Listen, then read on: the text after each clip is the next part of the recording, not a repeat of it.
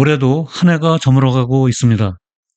오늘 포커스 네트워크의 2024년도 마지막 방송을 보내드리겠습니다. 금년 미국 투자시장은 뉴욕 증시 3대 지수 모두가 역사적 최고치를 경신할 정도로 매우 뜨거웠습니다. 특히 S&P 500 지수는 올 한 해 동안에 약 28% 상승하면서 57번이나 전 고점을 갈아치웠는데요. 이것은 역대 5번째로 많았던 한 해 동안의 신기록의 대행진이었습니다. 그러면 내년도 경제 전망과 투자 시장은 어떻게 될까요? 따라서 오늘 포커스 네트워크의 주제는 2025년 글로벌 경제 전망, 아직도 시장은 배가 고프다입니다. 오늘의 이슈 포인트는 OECD 세계 경제 전망, 강세장 분석 5가지 포인트, 그리고 트럼프 경제정책 파급 효과 등의 순서로 살펴보도록 하겠습니다. 자, 이제 영상을 시작하기 전에 구독과 좋아요 부탁드리고요. 오늘의 상세한 이야기 속으로 들어가 보도록 하겠습니다. 안녕하세요. 포커스 네트워크의 우보 박사입니다. 해마다 연말이 되면 월가의 투자은행, 자산관리회사, 그리고 경제연구소들은 내년도 경제전망 보고서를 발간합니다. 이 중에서 뉴욕에 위치한 KKR은 사모펀드, 에너지, 인프라, 부동산 등 다양한 영역에서 자산관리 서비스를 제공하는 유명한 글로벌 투자 회사인데요. KKR은 2025년 경제전망 보고서에서 글래스 스틸 half full, 즉 아직 유리컵이 절반만 차 있다라고 화두를 던졌습니다. 다시 말해 올해 투자 시장이 역사적으로 손꼽힐 정도로 뜨거웠지만 여기에 그치지 않고 내년에도 여전히 탄탄한 상승 여력이 남아 있다는 의미입니다. 즉 투자자들은 올해 빅테크와 AI가 주도한 투자 시장에서 높은 수익률을 달성했으나 여전히 배가 고프다는 것이죠. 본론에 들어가기에 앞서 최근 OECD가 발표한 2025년 세계 경제 전망을 간략히 정리해 보도록 하겠습니다. OECD는 12월 4일에 배포된 보도 자료를 통해 내년도 세계 경제를 2025년 상당한 위험에도 불구하고 글로벌 경제 성장세가 유지될 전망이라고 평가했습니다. 여기 표에서 보듯이 내년도 G20 국가들은 올해와 같은 3.3%의 성장을 달성할 것으로 기대되고 있는데요. 미국 경제는 2.8%에서 2.4%로 다소 둔화될 것으로 예상됩니다. 우리나라는 2.3%에서 2.1%로 낮아질 것으로 보이며 이는 최근 한국은행이 발표한 1.9%보다는 높은 수치입니다. 한편 중국은 4.7%로 과거에 비해 현저히 낮은 성장률을 기록할 것으로 보이고요. 유로존도 1.3%로 내년에도 저성장을 이어갈 것으로 예상됩니다. 이에 대해 OECD의 마티아스 콜먼 사무총장은 세계 경제는 인플레이션이 중앙은행의 목표치를 향해 하락하고 있고 성장은 안정적으로 유지되어 회복력이 입증되고 있으나 지정학적 긴장의 지속과 공공부채 비율 상승 등 상당한 도전 과제들을 떠안고 있다고 평가했습니다. 다음으로 향후 미국의 주요 매크로 지표를 12월 FOMC에서 제시된 경제 전망 SEP 추정치로 요약해 보도록 하겠습니다. 이 그래프에서 위는 실업률, 중간은 개인 소비 지출, PCE 물가 지수, 그리고 아래는 GDP 성장률 추이를 나타내고 있습니다. 2025년 추정치는 실업률 4.3%, 근원 PCE 2.5%, 그리고 GDP 성장률 2.1%가 될 것으로 예상되고 있습니다. 2027년에는 이 지표들이 각각 4.3%, 2%, 그리고 1.9%가 될 것으로 보입니다. 특히 앞으로 3년 후면 연준이 목표로 하는 인플레이션 목표 2%를 달성할 것으로 기대되고 있습니다. 다음으로 내년도 금리 인하 예상 경로에 대해서 살펴보겠습니다. 이 그래프는 골드만삭스 자료인데요. FOMC가 2025년 1분기까지 연속적인 금리 인하를 단행하고 내년 2분기와 3분기 후반부로 갈수록 완만한 속도 조절에 들어가 경기 침체가 오지 않는 한 최종 중립금리는 3.25에서 3.5% 사이가 될 것으로 예상됩니다. 이는 9월 FOMC 점도표보다 100bp 더 높은 수준인데요. 트럼프 2기 행정부 출범 후 재정 적자 확대와 새로운 정책 시행에 따른 인플레이션의 불확실성이 반영된 것으로 분석됩니다. 그러면 앞에서 KKR이 유리컵이 아직 반밖에 차지 않았다고 주장하는 5가지 포인트를 하나하나 분석해 보도록 하겠습니다. 먼저 첫 번째 포인트인데요. 연준의 금리 인하는 경기 침체가 없는 한 투자 시장에 긍정적이라는 것입니다. 왼쪽 그래프에서 25개 글로벌 중앙은행들의 금리 인상 인하 비율이 12%로서 내년에도 완화적인 금리 정책으로 피벗을 이어갈 것으로 보입니다.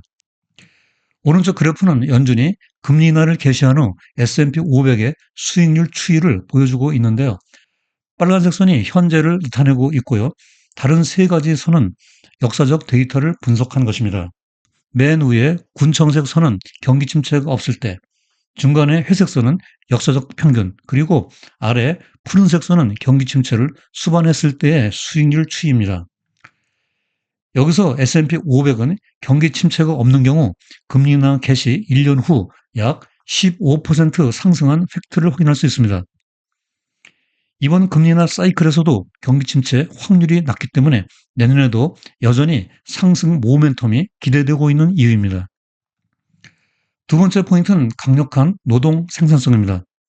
최근 8분기, 즉 2년 동안의 노동 생산성 증가율은 2.3%로서 1960년대 이후 역대 3번째로 높습니다.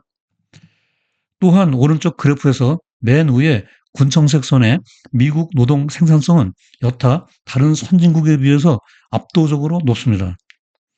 이러한 강력한 노동 생산성은 미국 기업들의 실적을 획기적으로 향상시킬 수 있는 숨어있는 비밀 병기라고 할 수 있습니다.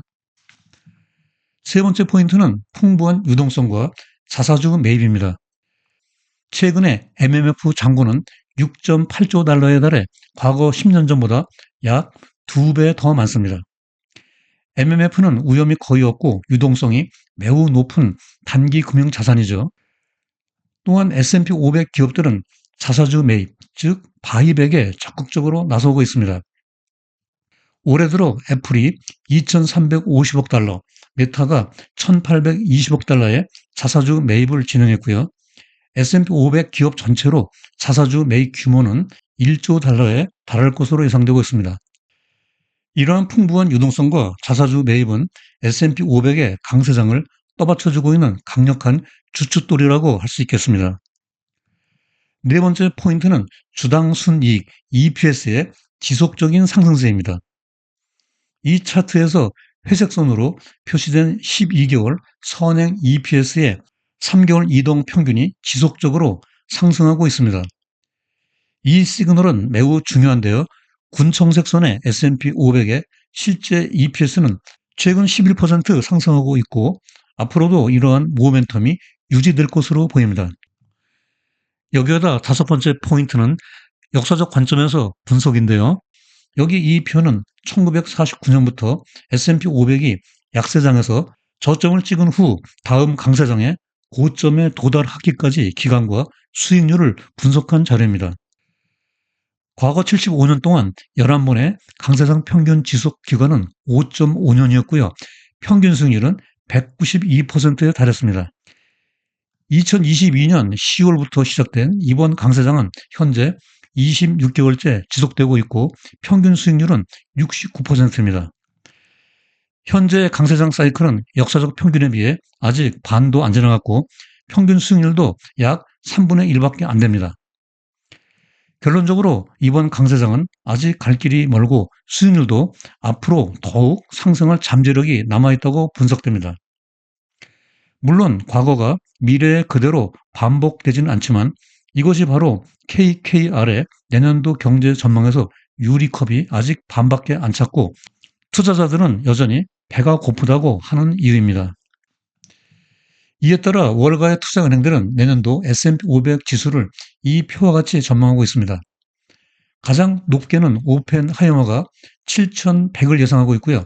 UBS는 가장 낮은 6,400을 전망하고 있습니다. 15개 투자은행 평균은 6,690입니다.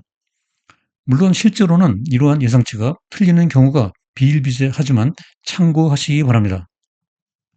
한편 내년도 채권 시장은 강보합세를 보일 것으로 예상되고 있습니다. 2년물 국채 금리는 12월 20일 종가에서 중앙값으로 56bp 하락하여 내년 말까지 3.75%로 내려갈 것으로 기대되고 있습니다. RBC와 BNP 파리바는 상승을 점치고 있으나 대부분의 투자은행들은 수익률 하락에 베팅하고 있습니다. 10년물 금리는 최근 4.6%를 돌파하여 채권 시장을 불안하게 하고 있는데요. 내년에는 중앙값으로 35bp가 내려가 4.25%까지 하락할 것으로 기대되고 있습니다.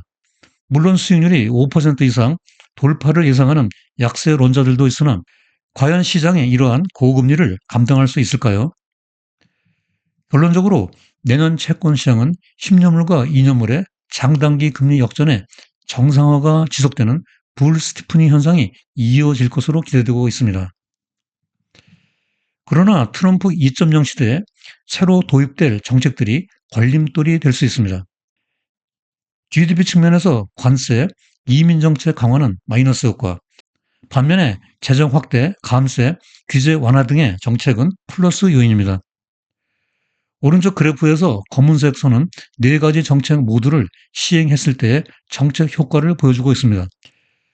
보편적 관세 10%를 부과하면 2026년까지 GDP 성장률이 마이너스 1.2%포인트 하락하고 법인세 인하와 감세 정책을 시행하면 역효과를 일부 상쇄하여 마이너스 0.8%포인트 하락하게 됩니다. 그러나 2027년 이후에는 하락분을 대부분 만회하고 정상화될 것으로 분석되고 있습니다. 또한 관세 부과 정책은 인플레이션 압력을 촉발시킬 수 있는데요. 관세 부과는 취임하자마자 당장 시행되기보다는 내년 하반기부터 협상의 수단으로 사용될 가능성이 높습니다.